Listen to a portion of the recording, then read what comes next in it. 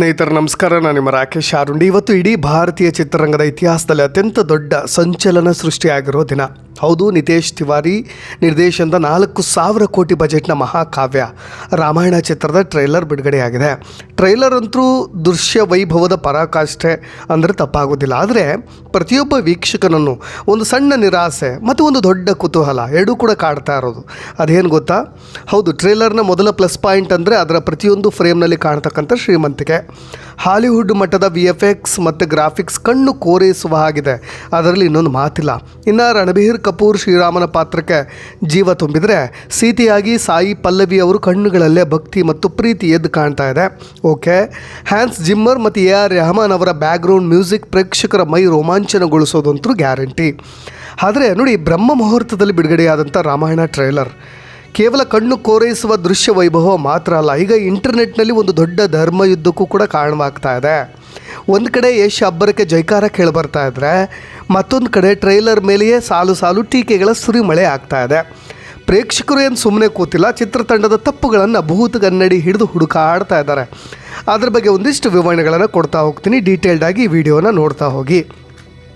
ಇಡೀ ಟ್ರೈಲರ್ನ ಅಸಲಿ ಬಾಸ್ ಅಂದರೆ ಅದು ನಮ್ಮ ಹೆಮ್ಮೆಯ ರಾಕಿಂಗ್ ಸ್ಟಾರ್ ಯಶ್. ಲಂಕಾಧಿಪತಿ ರಾವಣನಾಗಿ ಯಶ್ ಅವರ ಕ್ರೂರ ಮತ್ತು ಶಕ್ತಿಶಾಲಿ ಲುಕ್ಕು, ಅವರ ಗಾಂಭೀರ್ಯದ ಧ್ವನಿ ಕೇಳಿ ಇಡೀ ಚಿತ್ರರಂಗವೇ ದಂಗಾಗಿಬಿಟ್ಟಿದೆ. ಯಾಕೆಂದರೆ ಟ್ರೈಲರ್ನ ಅರ್ಧ ಕ್ರೆಡಿಟ್ ಯಶ್ ಅವರ ಅಬ್ಬರಕ್ಕೆ ಸಲ್ಲಬೇಕು. ಒಂದು ಕಡೆ ಸ್ನೇಹಿತರೆ, ಸಿನಿಮಾ ನೋಡೋಕ್ಕೆ ಇಷ್ಟೆಲ್ಲ ಕಾರಣಗಳಿದ್ದರೂ ಕೂಡ ಆ ಟ್ರೈಲರ್ನಲ್ಲಿ ಭಾರತೀಯ ಆರಾಧ್ಯ ದೈವ ರಾಮನ ಪರಮ ಭಕ್ತ ಹನುಮಂತ ಎಲ್ಲೂ ಕೂಡ ಕಾಣಿಸಿಲ್ಲ.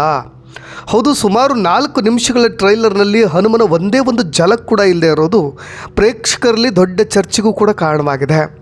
ಹನುಮನಿಲ್ಲದೆ ರಾಮಾಯಣ ಪೂರ್ಣವಾಗಲಿಕ್ಕೆ ಸಾಧ್ಯನಾ? ಚಿತ್ರತಂಡ ಹೀಗೆ ಮಾಡಿದ್ರೆ ಹಿಂದಿರೋ ಅಸಲಿ ರಹಸ್ಯ ಏನು?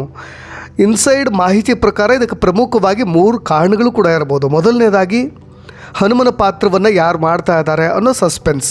ಅದು ಚಿತ್ರಮಂದಿರದಲ್ಲೇ ರಿವೀಲ್ ಮಾಡೋದು ಡೈರೆಕ್ಟ್ರ್ ಪ್ಲ್ಯಾನ್ ಆಗಿರ್ಬೋದು ಒಂದು ಕಡೆ. ಎರಡನೇದಾಗಿ, ಹನುಮನ VFX ಕೆಲಸಗಳು ಇನ್ನೂ ಕೂಡ ಬಾಕಿ ಇರಬಹುದು. ಇನ್ನು ಮೂರನೇದಾಗಿ, ಇದು ಕೇವಲ ಮೊದಲ ಭಾಗದ ಟ್ರೈಲರ್ ಆಗಿದ್ದು ಇದರಲ್ಲಿ ಕಥೆ ಸೀತಾ ಅಪಹರಣದವರೆಗೆ ಮಾತ್ರ ಇರುತ್ತಾ. ಹಾಗಾಗಿ ಹನುಮನ ಎಂಟ್ರಿ ಕ್ಲೈಮ್ಯಾಕ್ಸ್ನಲ್ಲಷ್ಟೇ ಇರಬಹುದು ಅನ್ನಲಾಗ್ತಾ ಇದೆ. ಅದೇನೇ ಇರಲಿ, ಹನುಮಂತನನ್ನು ನೀವು ಮೊದಲನೇ ಭಾಗದ ಸಿನಿಮಾದಲ್ಲೂ ಕೂಡ ಮಿಸ್ ಮಾಡ್ಕೊಳ್ಳಿಕ್ಕೆ ಯಾರು ಕೂಡ ಇಷ್ಟಪಡೋದಿಲ್ಲ. ಇನ್ನು ಹನುಮಂತನನ್ನು ಟ್ರೈಲರ್ನಲ್ಲಿ ತೋರಿಸದೇ ಇರೋದು ಪ್ರೇಕ್ಷಕರಲ್ಲಿ ಸಿನಿಮಾದ ಮೇಲಿನ ಕ್ರೇಜನ್ನು 10 ಪಟ್ಟು ಒಂದು ಕಡೆ ಹೆಚ್ಚು ಮಾಡಿದೆ ಅಂತಲೂ ಕೂಡ ಹೇಳ್ಬೋದು. ಇನ್ನೊಂದು ಕಡೆ ನಿರಾಸಾದಾಯಕವಾಗಿ ಹನುಮಂತನ ಭಕ್ತರಿಗೆ 10 ಪಟ್ಟು ಕ್ರೇಜನ್ನು ಕಮ್ಮಿ ಮಾಡಿದೆ ಅಂತಲೂ ಕೂಡ ಹೇಳ್ಬೋದು. ನೋಡಿ, ಈ ದೃಶ್ಯ ವೈಭವ 2026ರ ದೀಪಾವಳಿಗೆ ಥಿಯೇಟ್ರ್ನಲ್ಲಿ ಎಲ್ಲರೂ ಕೂಡ ನೋಡಿ ಕಣ್ಣು ತುಂಬಿಕೊಳ್ಬಹುದು. ಆದರೆ ಒಂದು ಮಾತಂತರೂ ಸತ್ಯ, ಇತಿಹಾಸವನ್ನು ಒಮ್ಮೆ ತಿರುವು ಹಾಕಿ ನೋಡಿದ್ರೆ ಹನುಮಂತನಿಲ್ಲದ ರಾಮಾಯಣವನ್ನು ಊಹಿಸ್ಕೊಳ್ಳಿಕ್ಕೆ ಸಾಧ್ಯನಾ? ಕಲ್ಪಿಸಿಕೊಳ್ಳಿಕ್ಕೆ ಅಸಾಧ್ಯ. ಅದು ಸಮುದ್ರ ಲಂಘನ ಮಾಡಿ ಲಂಕೆಗೆ ನುಗ್ಗಿ ಸೀತೆಗೆ ರಾಮನ ಮುದ್ರೆ ಉಂಗುರ ಕೊಟ್ಟು ಅವಳು ಬದುಕಿದಾಳೆ ಅನ್ನೋ ಧೈರ್ಯವನ್ನು ರಾಮನಿಗೆ ತಂದು ಕೊಟ್ಟಿದ್ದೇ ಹನುಮಂತ. ಹನುಮನಿಲ್ಲದೆ ಇದ್ದರೆ ರಾಮನಿಗೆ ಸೀತೆ ಎಲ್ಲಿದ್ದಾಳೆ ಅನ್ನೋ ಸುಳಿವು ಕೂಡ ಸಿಗ್ತಾ ಇರಲಿಲ್ಲ. ಯುದ್ಧದಲ್ಲಿ ಮೂರ್ಛೆ ಹೋದ ಲಕ್ಷ್ಮಣನನ್ನು ಬದುಕಿಸ್ಲಿಕ್ಕೆ ಇಡೀ ಸಂಜೀವಿನಿ ಪರ್ವತವನ್ನೇ ಹೊತ್ತು ತಂದವನು ಅದೇ ಮಾರುತಿ. ಹನುಮಂತ ಇಲ್ಲದಿದ್ದರೆ ಲಕ್ಷ್ಮಣ ರಾತ್ರಿಯ ಪ್ರಾಣ ಬಿಡ್ತಾ ಇದ್ದ, ರಾಮ ಯುದ್ಧದಲ್ಲೇ ಸೋತು ಹೋಗ್ತಾ ಇದ್ದ. ಕಥೆಯ ಪ್ರಕಾರ ಹನುಮಂತನೇ ರಾಮಾಯಣದ ಜೀವಾಳ. ಹಾಗಿರಬೇಕಾದ್ರೆ ಡೈರೆಕ್ಟರ್ ಹನುಮಂತನನ್ನು ಟ್ರೈಲರ್ನಲ್ಲಿ ಯಾಕೆ ತೋರಿಸಲಿಲ್ಲ? ಇದು ಚಿತ್ರರಂಗದ ಅತೀ ದೊಡ್ಡ ರಹಸ್ಯ ಮತ್ತು ಮಾಸ್ಟರ್ ಸ್ಟ್ರೋಕ್ ಅಂದರೆ ತಪ್ಪಾಗೋದಿಲ್ಲ. ರಾಮಾಯಣದಲ್ಲಿ ಭಕ್ತಿ ಮತ್ತು ಶಕ್ತಿಯ ಪರಾಕಾಷ್ಠೆ ಅಂದರೆ ಅದು ಹನುಮಂತ. ಆ ಪಾತ್ರವನ್ನು ಯಾರು ಮಾಡ್ತಾ ಇದ್ದಾರೆ? ಸದ್ಯ ಸನ್ನಿ ಡಿಯೋಲ್ ಅವರ ಹೆಸರು ಕೇಳಿ ಬರ್ತಾ ಇದೆ. ಓಕೆ, ಅವ್ರ ಲುಕ್ ಹೇಗಿದೆ ಅನ್ನೋದನ್ನು ಸಿನಿಮಾದಲ್ಲೇ ನೇರವಾಗಿ ತೋರಿಸಿ ಥಿಯೇಟ್ರ್ನಲ್ಲಿ ಗೂಸ್ ಬಂಪ್ಸನ್ನು ತರಿಸೋದು ಚಿತ್ರತಂಡದ ಅಸಲಿ ಪ್ಲ್ಯಾನ್ ಕೂಡ ಇರಬಹುದು. ಆದರೆ ಅಂತಿಮವಾಗಿ ಹೇಳೋದಾದರೆ, ನೀವು ಸಿನಿಮಾಗೆ ಇನ್ನೂ ಡಬಲ್ ಕ್ರೇಜ್ ಬರೋದು ಮತ್ತು ಇನ್ನೂ ಹೈಪ್ ಸಿಗಬೇಕು ಅಂದರೆ ಒಂದು ಸಿಂಗಲ್ ಫ್ರೇಮ್ನಲ್ಲಾದರೂ ಹನುಮಂತ ಬಂದು ಹೋಗಿದ್ರೆ ಸಾಕೋಗಿತ್ತು ಅನ್ನೋ ಥರದ ಚರ್ಚೆಗಳಾಗ್ತಾ ಇರೋದು. ನೋಡಿ, ಹನುಮನಿಲ್ಲದೆ ರಾಮನೂ ಇಲ್ಲ, ರಾಮಾಯಣವೂ ಇಲ್ಲ ಅನ್ನೋ ಮಾತನ್ನು ಎಲ್ಲರೂ ಕೂಡ ಒಪ್ಕೊಳ್ಳೇಬೇಕು. ಟ್ರೈಲರ್ನಲ್ಲಿ ನೀವು ಹನುಮನನ್ನು ಮರೆಮಾಚಿರೋದು ಪ್ರೇಕ್ಷಕರಲ್ಲಿ ಸಿನಿಮಾದ ಮೇಲಿನ ತವಕವನ್ನು ಸ್ವಲ್ಪ ಕಡಿಮೆ ಮಾಡಿದೆ ಅನ್ನೋ ಥರದಲ್ಲಿ ಚರ್ಚೆಗಳಾಗ್ತಾ ಇರೋದು. ನೋಡಿ, ಶ್ರೀರಾಮನಾಗಿ ರಣಬೀರ್ ಅವರ ಶಾಂತ ಮತ್ತು ಸ್ಥಿರವಾದಂಥ ಮುಖಭಾವ ಕೆಲವೊಬ್ಬರು ಪ್ರೇಕ್ಷಕರಿಗೆ ಇಷ್ಟವಾಗಿದೆ. ಆದರೆ ಮತ್ತೊಂದು ವರ್ಗದ ವಿಮರ್ಶಕರು ಏನಿದ್ದಾರೆ, ರಣಬೀರ್ ಅವರಲ್ಲಿ ಶ್ರೀರಾಮನ ದೈವತ್ವ ಪೂರ್ಣವಾಗಿ ಕನೆಕ್ಟ್ ಆಗ್ತಾ ಇಲ್ಲ. ಅನ್ನೋ ಥರದ ಅಭಿಪ್ರಾಯಗಳು. ಅವರು ಕೇವಲ ಒಬ್ಬ ಸಾಮಾನ್ಯ ರಾಜಕುಮಾರನಂತೆ ಕಾಣ್ತಾ ಇದ್ದಾರೆ ಅಂತ ಟೀಕೆ ಮಾಡ್ತಾ ಇರೋದು. ನಿಮಗೆ ಹಳೆಯ ಅನಿಮಲ್ ಸಿನಿಮಾ ಇದೆಯಲ್ಲ, ಅದರಲ್ಲೂ ಕೂಡ ತುಂಬ ಕ್ಲೀನ್ ಶೇವ್ನಲ್ಲೇ ಅವ್ರು ಕಾಣಿಸೋದು. ಆ ಸಿನಿಮಾದ ರಗಡ್ ಇಮೇಜ್ ಏನಿದೆ ಅದು ಜನರ ಮನಸ್ಸಿನಿಂದ ಇನ್ನೂ ಹೋಗದೇ ಇರೋದು ರಣಬೀರ್ಗೆ ಮೈನಸ್ ಪಾಯಿಂಟ್ ಆಗ್ತಾ ಇದೆ ಅನ್ನೋ ಥರದ ಅಭಿಪ್ರಾಯಗಳು ಒಂದು ಕಡೆ. ಸೀತೆ ಪಾತ್ರಕ್ಕೆ ಬಂದರೆ ಸಾಯಿ ಪಲ್ಲವಿಗೆ ಒಂದು ದೊಡ್ಡ ಫ್ಯಾನ್ಸ್ ಫಾಲೋಯಿಂಗ್ ಇದೆ, ಒಪ್ಕೊಳ್ಳೇಬೇಕು. ಆದರೆ ಅವರು ಭಾವನಾತ್ಮಕ ಅಭಿನಯ ಮತ್ತು ಕಣ್ಣುಗಳಲ್ಲೇ ಕತೆ ಹೇಳ್ತಕ್ಕಂಥ ಶೈಲಿಗೆ ಒಂದು ಕಡೆ ಮೆಚ್ಚುಗೆನೂ ಕೂಡ ಇದೆ. ಇನ್ನು ಕೆಲವೊಬ್ಬರು ಏನು ಹೇಳ್ತಾರೆ, ಇದೊಂದು ಕಮರ್ಷಿಯಲ್ ಬಿಗ್ ಬಜೆಟ್ ಸಿನಿಮಾ ಆಗಿದ್ದರಿಂದ ಈ ಪಾತ್ರಕ್ಕೆ ಇವರ ಆಯ್ಕೆ ಮಿಸ್ಕಾಸ್ಟ್ ಆಗಿದೆ ಅನ್ನೋ ಥರದಲ್ಲಿ ಅನುಮಾನವನ್ನು ವ್ಯಕ್ತಪಡಿಸ್ತಾ ಇದ್ದಾರೆ. ಕೆಲವು ಕಡೆ ದೊಡ್ಡ ಕಾಲ್ಪನಿಕ ಪ್ರಾಣಿಗಳಿದ್ದಾವೆ ಇದರಲ್ಲಿ, ಇದು ಇನ್ನೊಂದು ಆದಿಪುರುಷ ಆಗಬಾರ್ದು ಅನ್ನೋ ಥರದಲ್ಲಿ ಹೇಳ್ತಾ ಇರೋದು.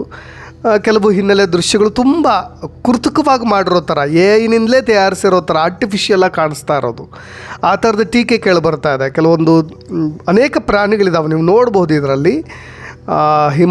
ಮಂಜು ಕವಿದಿರ್ತಕ್ಕಂಥ ವಾತಾವರಣದಲ್ಲಿ ಬರ್ತಕ್ಕಂಥ ಎಲ್ಲ ಪ್ರಾಣಿಗಳು.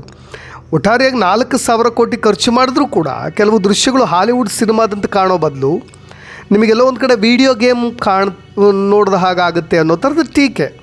ನೋಡಿ, ಒಬ್ಬೊಬ್ಬರಿಗೆ ಒಂದೊಂದು ಅಭಿಪ್ರಾಯ ಇರುತ್ತೆ. ಓಕೆ, ಪಕ್ಕ ಕೇಳೋಣ, ಬಟ್ ಪ್ರೊಬಾಬಿಲಿಟಿ ಆವರೇಜಾಗಿ ಜನ ಏನು ಮಾತನಾಡ್ತಾ ಇದ್ದಾರೆ ಅನ್ನೋದ್ರ ಬಗ್ಗೆ ಚರ್ಚೆ ಮಾಡೋಣ.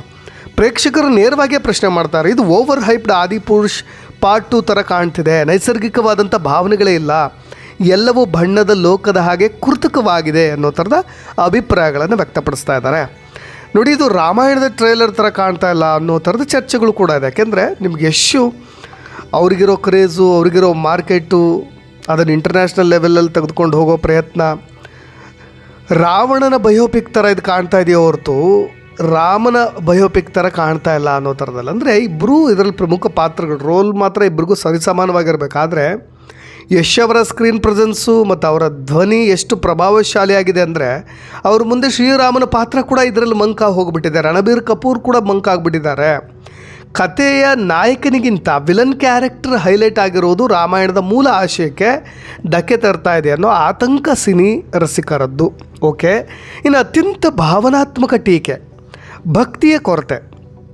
ಈಗ ರಾಮಾಯಣದ ಆತ್ಮವೇ ಹನುಮಂತ ಮತ್ತು ಭಕ್ತಿ ರಸ. ಆದರೆ ಈ ಟ್ರೈಲರ್ ನೋಡಿದ್ರೆ ಇದೊಂದು ಕೇವಲ ಅದ್ದೂರಿ ಆ್ಯಕ್ಷನ್ ಅಥವಾ ಯುದ್ಧದ ಸಿನಿಮಾದಂತ ಭಾಸವಾಗ್ತಾ ಇದೆಯೋ ಹೊರತು ಮನಸ್ಸನ್ನು ಮುಡ್ತಕ್ಕಂಥ ಭಕ್ತಿ ಭಾವ ಇಲ್ಲಿ ಮಿಸ್ಸಿಂಗ್ ಆಗಿದೆ ಅನ್ನೋದು ಬಹುತೇಕರ ಅಳಲು.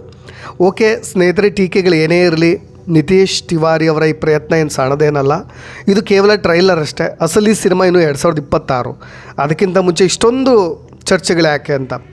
ಆದರೆ ಕೆಲವೊಂದನ್ನು ನೋಡಿ, ನೀವು ಆದಿಪುರುಷ್ ಸಿನಿಮಾ ಜನರು ಜಡ್ಜ್ ಮಾಡಿಬಿಡ್ತಾರೆ. ಅದಕ್ಕೇನು ಬಹಳ ಅದಕ್ಕೆ ಏನು ಅದು ರಾಕೆಟ್ ಸೈನ್ಸ್ ಏನು ಬೇಕಾಗಿಲ್ಲ.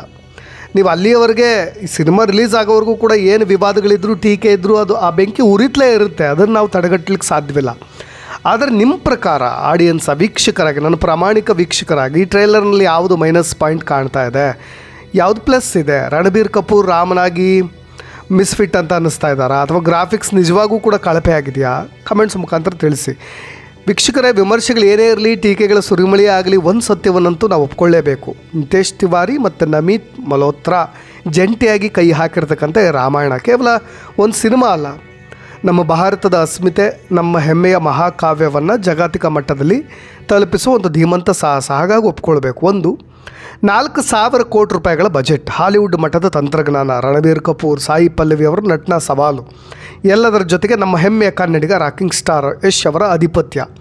ಇಷ್ಟೆಲ್ಲ ಇದ್ದ ಮೇಲೂ ಕೂಡ ಪ್ರೇಕ್ಷಕರ ಮನಸ್ಸಲ್ಲಿ ಮೂಡಿರ್ತಕ್ಕಂಥ ಈ ತಳಮಳ, ಈ ಆಕ್ರೋಶ, ಹನುಮಂತನ ಅನುಪಸ್ಥಿತಿಯ ಬಗೆಗಿನ ಕೌತುಕ, ಇಂಟ್ರೆಸ್ಟಿಂಗ್, ಇದು ಚಿತ್ರದ ಮೇಲಿರ್ತಕ್ಕಂಥ ನೆಗೆಟಿವಿಟಿ ಅಲ್ಲ, ಬದಲಿಗೆ ಭಾರತೀಯರು ರಾಮಾಯಣವನ್ನು ಎಷ್ಟು ಭಕ್ತಿಭಾವದಿಂದ ಪ್ರೀತಿಸ್ತಾರೆ ಅನ್ನೋದಕ್ಕೆ ಸಿಕ್ಕಂಥ ಅತಿ ದೊಡ್ಡ ಸಾಕ್ಷಿ ಅಂತ ನಾನು ಭಾವಿಸ್ತೀನಿ.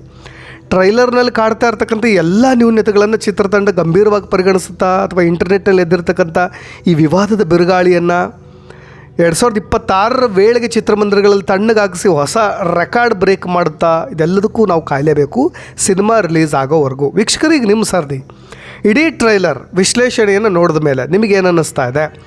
ರಣಬೀರ್ ಕಪೂರ್ ಶ್ರೀರಾಮನ ಪಾತ್ರಕ್ಕೆ ನಿಜಕ್ಕೂ ನ್ಯಾಯ ಒದಗಿಸ್ತಾರಾ? ರಾಕಿಂಗ್ ಸ್ಟಾರ್ ಯಶ್ ಅವರ ರಾವಣನ ಪಾತ್ರವೇ ಇಡೀ ಸಿನಿಮಾವನ್ನು ನುಂಗಿ ನೀರು ಕುಡಿಯುತ್ತಾ? ಎಲ್ಲಕ್ಕಿಂತ ಮುಖ್ಯವಾಗಿ ಹನುಮಂತನ ಪಾತ್ರವನ್ನು ಟ್ರೈಲರ್ನಿಂದ ಮರೆಮಾಚಿದ್ದು ಚಿತ್ರತಂಡದ ಮಾಸ್ಟರ್ ಸ್ಟ್ರೋಕ್ ಅಂದ್ಕೊಳ್ತಾ ಇದ್ದೀರಾ, ಅಥವಾ ದೊಡ್ಡ ತಪ್ಪು ಅಂತ ಅಂದ್ಕೊಳ್ತೀರಾ? ನಿಮ್ಮ ಪ್ರತಿಯೊಂದು ಅನಿಸಿಕೆ ಮತ್ತು ತೀಕ್ಷ್ಣವಾದಂಥ ಕಮೆಂಟ್ ಕೆಳಗಿನ ಕಮೆಂಟ್ ಬಾಕ್ಸ್ನಲ್ಲಿ ನಮ್ಮೊಂದಿಗೆ ಹಂಚಿಕೊಳ್ಬೋದು. ಚರ್ಚೆ ಹೀಗೆ ಮುಂದುವರಿಲಿ. ಸಿನಿಮಾ ಲೋಕದ ಇಂತಹದೇ ಮತ್ತೊಂದು ರೋಚಕ ಇನ್ಸೈಡ್ ಸ್ಟೋರಿಗಳೊಂದಿಗೆ ಮತ್ತೆ ನಾನು ನಿಮ್ಮನ್ನು ಭೇಟಿ ಆಗ್ತೇನೆ. ಅಲ್ಲಿವರೆಗೂ ನೋಡ್ತಾ ಇರಿ ನಮ್ಮ Avaniyana digital news channel. Inside talk ಏನೇ ಇದ್ರೂ ಮತ್ತೆ ಬರ್ತೀನಿ. ಜೈ ಶ್ರೀರಾಮ್, ಜೈ ಹನುಮಾನ್.